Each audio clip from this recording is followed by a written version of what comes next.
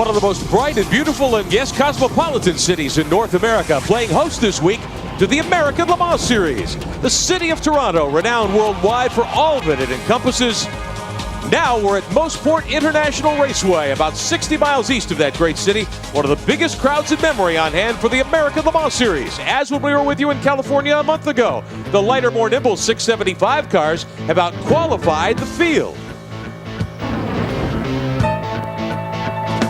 Hello, my name's James Weaver. I'm Butch Leitzinger's teammate and one of Rob Dyson's Lola MGs, and I'm from south of Watford in England.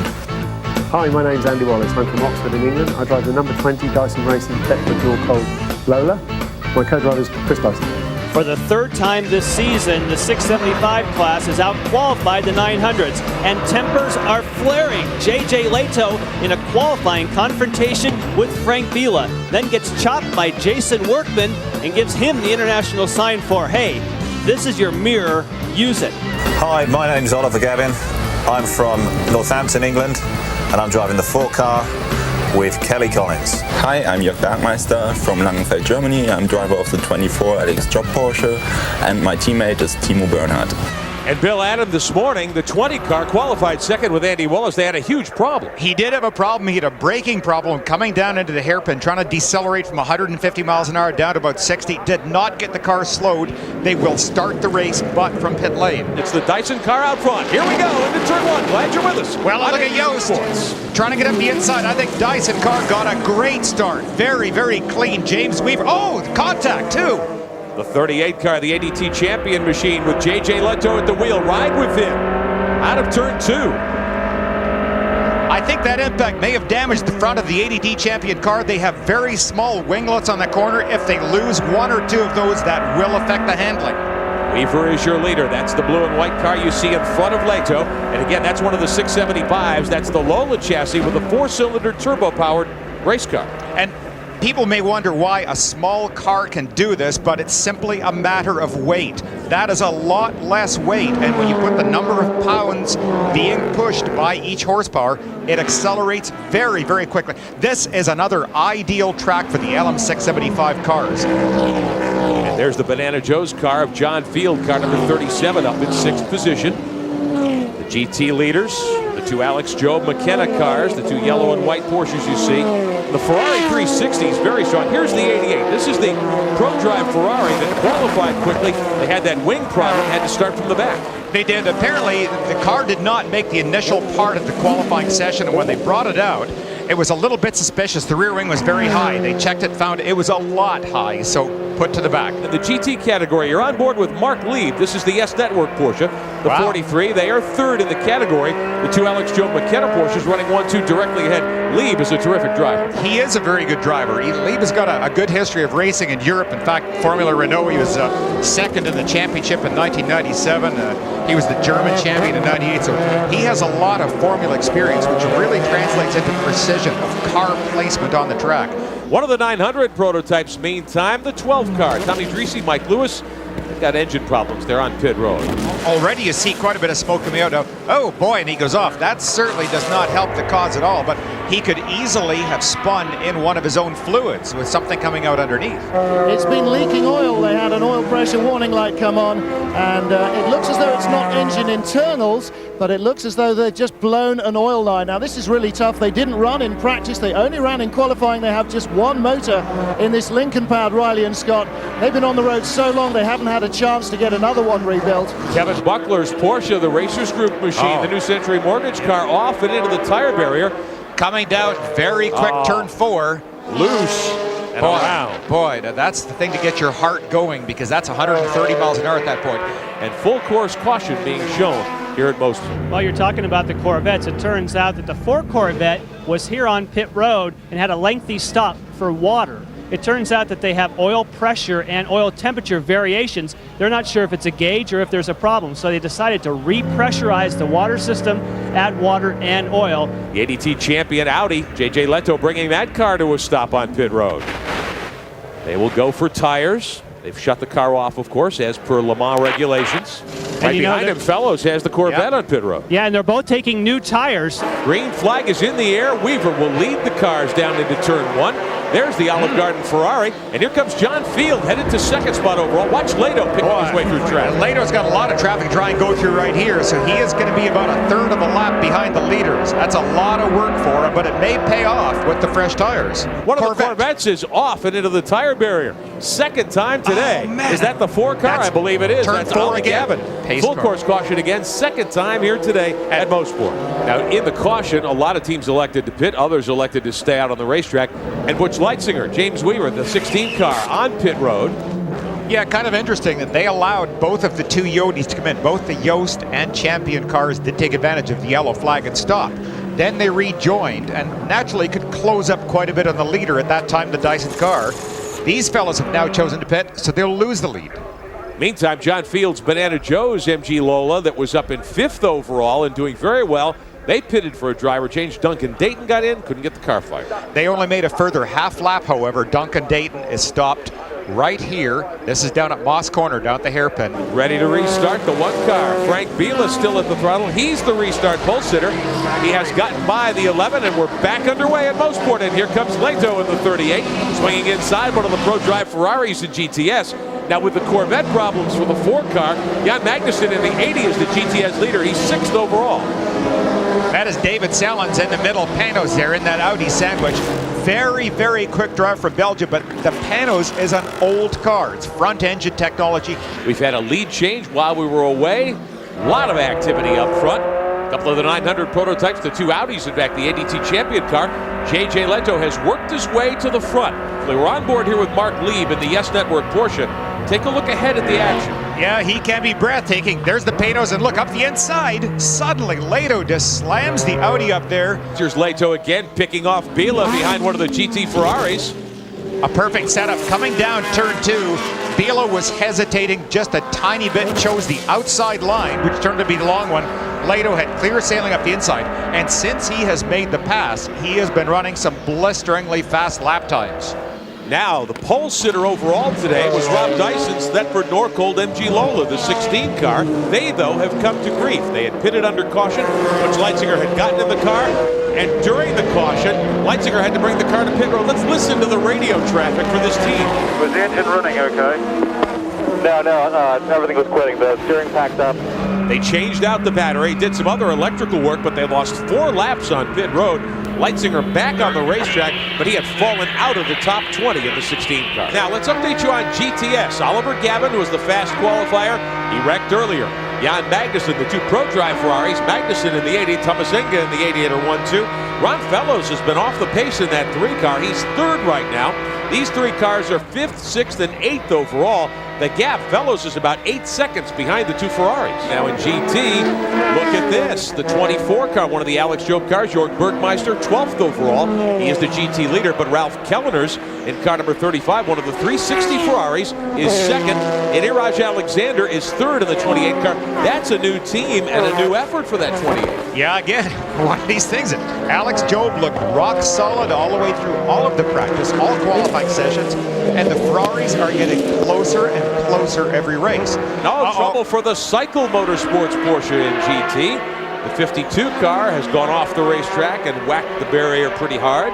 One of the bucket way cars, off he was line. Way off coming to turn. And looked like he was carrying way too much speed. That's one of the JMB cars, the 28. That's the team of Stefan Gregoire and Eliseo Salazar. He's stuck. Alexander driving the 28 this weekend. He's got it bogged down in the kitty litter. Full course caution being displayed. He was way off also. Again, very high on this outside area of the track right there, the gray area where there isn't really a great deal of grip.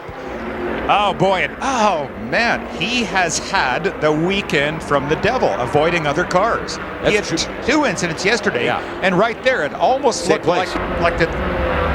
Here it is from on board. Oh, you can see the smoke off the tire. George Forgeois driving one of the other Banana Joe's cars. That's the 900 prototype. The Yost Audi, the silver number 1, the Infineon car, will be the restart leader. Marco Werner has gotten in that car. The 38 team, the ADT champion bunch, had a long pit stop. Here's a look at what happened as the ADT champion team went to work, getting Herbert down and away. Bill, was the driver change the problem there? I don't think so. I think it was something wrong with the crew, and I really don't know what took place there. We are back underway at Mosport, and there's the number 2 the Celine S7. Well, the Celine S7 almost spun at the drop of the green. He got a terrific amount of wheel spin. Oh, and the Ferrari's going right wide there. That's one of the JMB cars. Boy, oh boy, everybody on cold tires. See Marco Werner in that silver Yost Audi just carving his way through. And this is something I would pay money to watch this battle coming up with Werner against Herbert. Check in on the GT battle. 10th overall. Timo Bernhard has taken over Alex Job's 24. They are out in front. Andrea Bertolini, who's an F1 test driver for Ferrari, driving the 32. New entry here this weekend on the Ferrari 360s as we see the Job McKenna portion, the number 24 leading. Look at this battle for second, third, and fourth in GT. And shows you just how fast that car is, and he's able to close up on the Celine very tight off the rear bumper there, and I bet she's going to make a pass. A bit of a problem for Andrea Bertolini under that last yellow flag period. He came in to make a driver change to Mauro Baldi, way overshot his pit stall, went down to a red tent far too far down, had to just negate that and go straight back out onto the racetrack, so he is yet to stop, and they blew the chance to do it under yellows, and that's a real rookie mistake you don't expect from such an experienced driver. Well, we've been talking about Alex Job, and we talked about how it's Alex Job versus the field today. We're talking about the 24 car. What about the 23? Had big problems on pit road. They had a wheel come loose, and thankfully, because of these pins, there's a pin that fits right here that is mandated by the series. Without this pin, the wheel nut would have come off, and he would have either had a crash or been stranded on the racetrack. So the regulations at the moment are that the little pin that these guys keep on their belts, in fact, save them from being completely out of the race. In GTS, the Corvette, the 3, Johnny O'Connell has taken over from Mississauga native Ron Fellows, who started the car today. Johnny O is up in 6th position, and Martin Heyman, he got by the 2 Pro Drive Ferraris to get the lead back. Well, yeah, the problem for the 80 car, Jan Magnussen was assessed a penalty for contact with a prototype. Now, they stood and argued with officials for a couple of minutes, Jan saying, how can I have hit a faster car? But apparently he did, so they gave it up and came in and served their stop-and-go penalty, and that's where he coughed up that second place. He's dropped to 3rd in the class, so at the moment, Ferrari's still on the back foot, the Singleton Corvette leading that class. And watch the battle for the lead. The 2 Audis, silver car is the Team Yost Infineon machine with Marco Werner. He is out in front. Johnny Herbert in car number 38, the ADT champion machine, balked here by one of the GT cars as they head up the backstretch, but Herbert has reeled in Werner. Yeah, and this is something that all of the 50,000 people that are here today have come to see. I mean, this is setting up for a perfect finish. That 2 of the most highly technologically developed race cars in the world, both driven by brilliantly talented drivers. So, Herbert, come on, man, get your teeth into it. Meantime, in GTS, the Celine S7 from the Conrad Group, Mark Newhouse went off course in that car just a few moments ago. And this is an example of completely stupid driving. What on earth are you doing? You're on grass, you've got 700 horsepower to play with.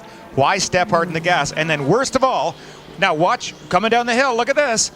Pulls right across in the middle part of the track. Not good, he didn't fall for it. That's smart on Werner's part. But Herbert trying to sneak to the inside, little bump there perhaps. He hit him. Johnny definitely hit him. Now let's take a look at the front end and see if he's lost a little winglet on that little nudge. JJ got away with that early in the race. And look at Werner thread the needle, trying to. The Ferraris.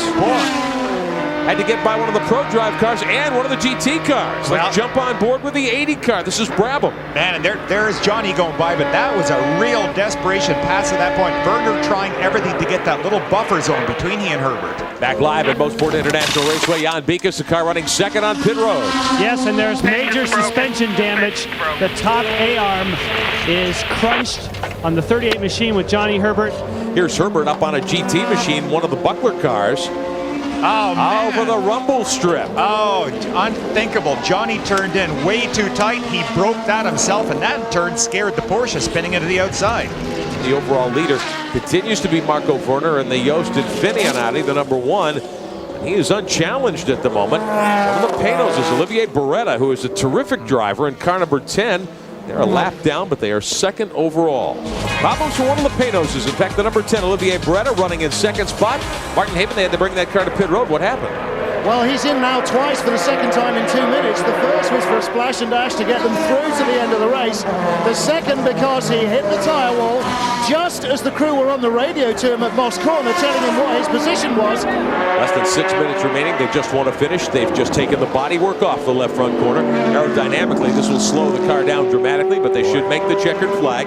This is turning out to be a terrific battle here right now. Peter Cox in that number 88 Ferrari has been closing pretty quickly on Johnny O'Connell with only a few minutes to go. So this is going to be a battle. There's the Olive Garden car in between them as well. And there's the 10 car. Beretta has gone off course in the Panos. He was second. They ran second for quite a while. They dropped back to fourth. This time heavy damage into the wall. He's out of the car. Done same place. Showed you. Yep, same spot exactly. Straight on. Oh man, Olivier. Well, looks like the wheel was broken. off. Look. He had a broken suspension piece, Bill. So the first time it must have cracked it. In the pit stop, his crew missed it, and he came out. He was very lucky to get away with that one. Traffic is going to be a bear for him. What Johnny really wants to do is to try and keep it tight on every corner. Do not give the Ferrari the inside any place. Slower GT traffic is in front. One of the Ferraris, one of the Racers Group Porsches battling for position. O'Connell needs to find a way by in that vet if he's going to hold off Cox. Boy, this is about where you'd sell your soul for a bottle of nitrous oxide. Just one lap. Here comes Warner. He'll be the overall winner and claim 900 prototype honors. So the Yost team scores the win at Mosport overall. For GTS honors, this is O'Connell in the yellow car. Boy, oh boy, the Corvette has been so good down these high-speed sweepers right here. Look at Cox. He's closing again. I wonder if the Michelin tires in the Ferrari are fresher than Goodyear's in the Corvette right now. Well, the backstretch, the final time, Bill. The top of the straight's going to be the best part for Cox. Look at Johnny.